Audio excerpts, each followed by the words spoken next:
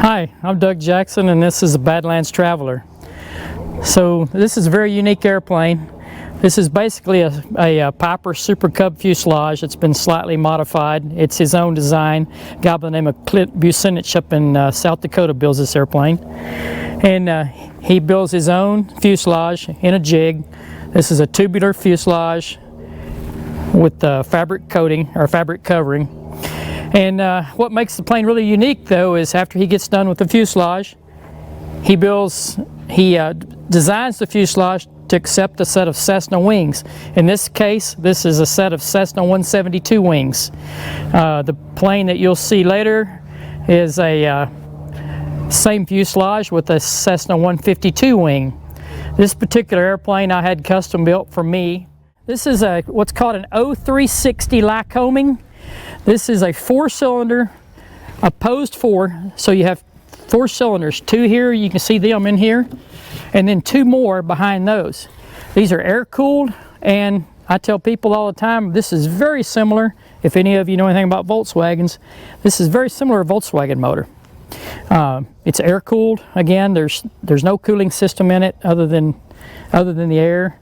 The cylinders are cooled by fuel on takeoff, so you run a lot of fuel through them to keep them cool, and then as you get into cruise, just air pressure. And we run what's called a positive-negative air system in these. What I mean is, air comes in here, and then this lip on the bottom of the cowl, it's called a trip lip. And this trip lip actually creates a negative vacuum right here. So all the air that goes in up here in the top comes out here. So you've got a low pressure down here on the bottom, inside the cowl, and high pressure at the top. Your oil coolers are in there also. And all that stuff is cooled just by that round air going through. So it's a very simple but very ingenious system. And to balance that air and to make it work right is what these guys spend a lot of time doing, is you got to be able to get that air into the cowl and out. If it can't get out, you get what's called an air dam, and then everything's not cooling. And we spend a lot of time doing that. This one also, in this particular plane, we moved the oil cooler, so it's up here on top. So we got round air coming here for the oil cooler and coming down through that negative pressure that we talked about and out the bottom also. So let's talk about this prop for a minute. These are a work of art. If you come in real close here, I want you to see the work in this prop. This is carbon fiber in there, and that is actually a cloth that's got a gel over it. It's called a glass. And then it has a titanium leading edge here. Makes it very strong. This blade weighs about 2 pounds. This spinner only weighs about 1 pound. And then if you kind of zoom in here real close into the hub here, you can see the clamping mechanism up in here, and that's what grips that prop. And we love these for competition. This is an extremely long prop for this engine. It's 82 inches from tip to tip. Very slim, very laminar flow, but it's very, very high performance.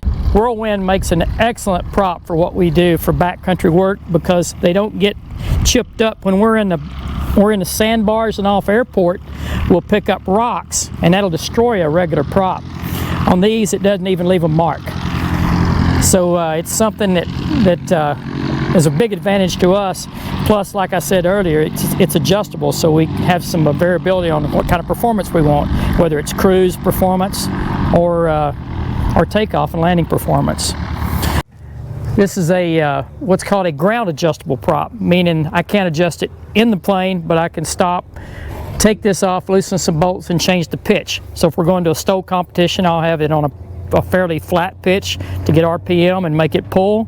If I'm going on a long trip, I'll repitch it for cruise. This particular plane is set up for what we call backcountry or stow flying. These are 31-inch Alaskan bush wheel tires.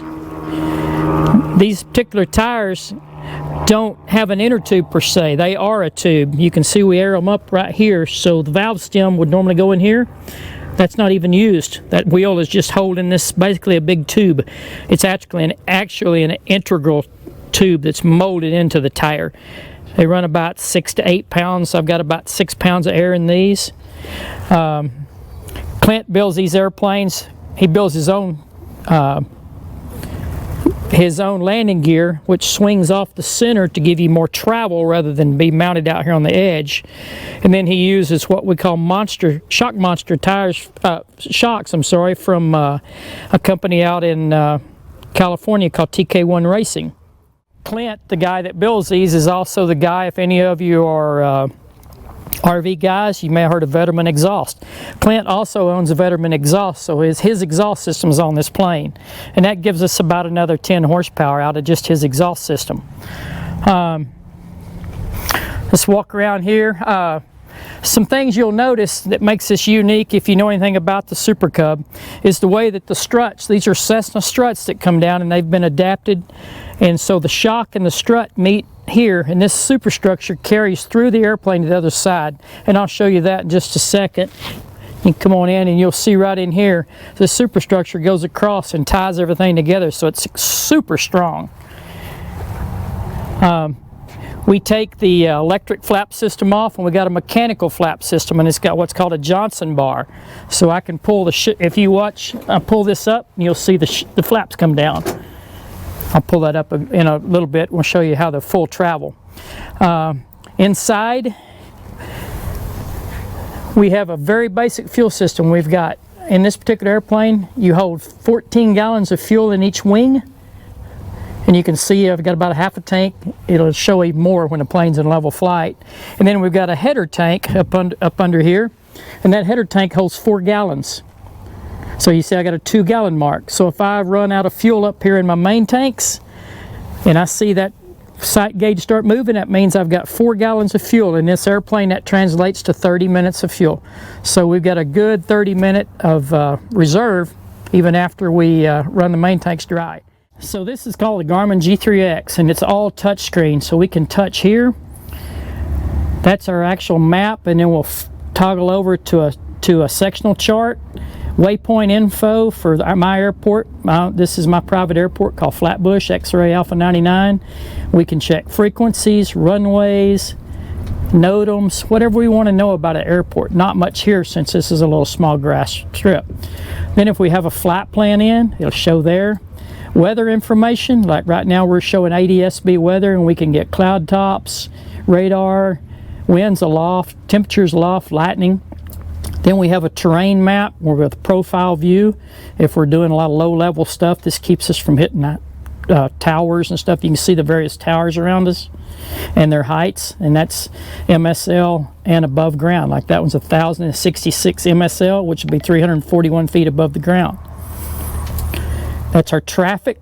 You can see my sister airplane just taxied out of his hangar over there, and there he is, 605 Whiskey Charlie. Now we can control a Garmin camera here if we had one on board. That's all of our GPS information, and then it goes over to our engine information, and it shows our fuel that we have on board, all the information about the fuel and flow. We have a lean assist. If you know about leaning your airplane, you can lean. It shows your EGTs and CHTs, and all this stuff is toggle. I can toggle this on and off. So I can go here, and if I need to get to that again, it just pops up by touching the screen over here. One more time, it goes back. If I get a traffic call out saying I have traffic close to me, I can simply touch that, and it'll blow that up. Go back, split it again. So it's an amazing system. And then it has regular menus where we can go in here and get to all of our setups.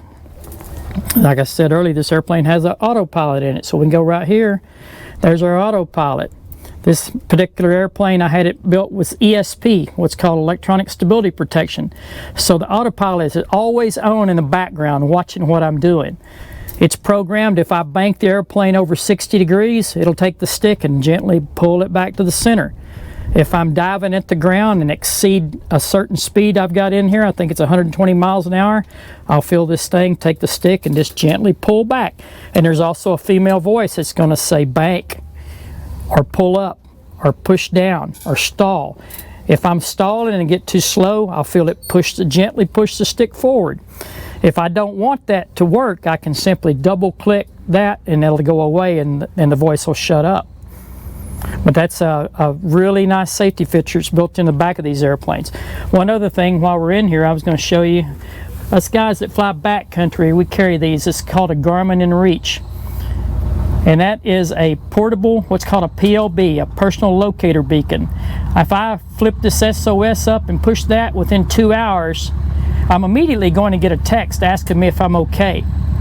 And then shortly thereafter, if I don't respond, within about 2 hours, there's going to be a helicopter land wherever this thing is. They're going to come to it and they're going to check on me. And you pay for that service. It's about $300 a year.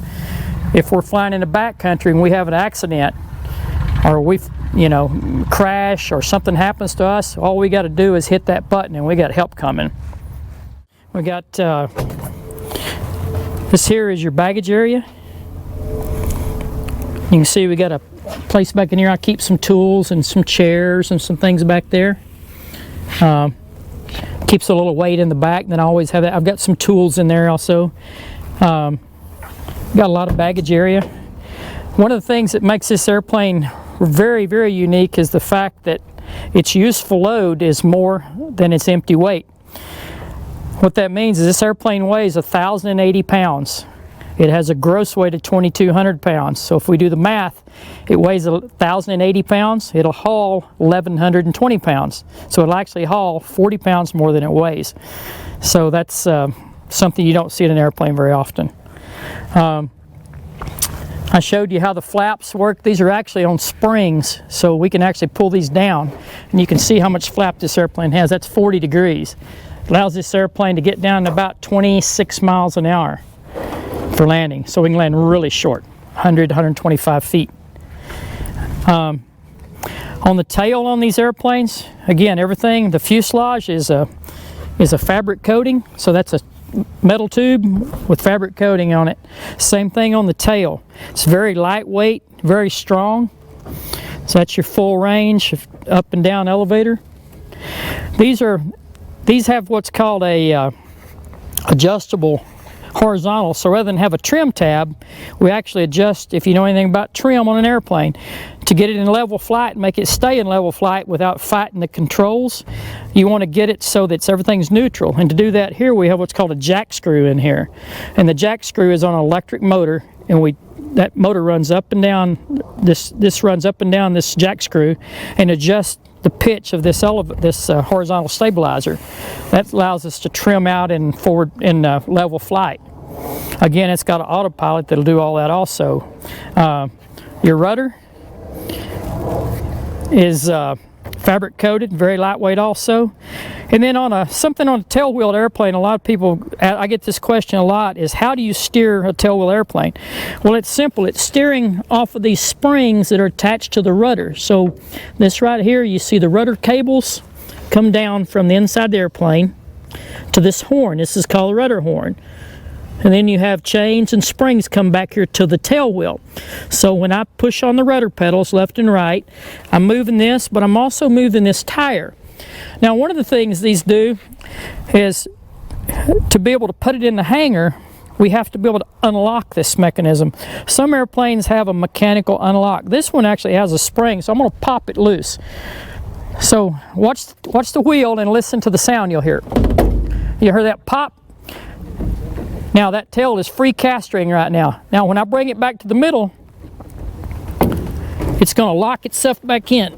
So I'm going to pull it back forward.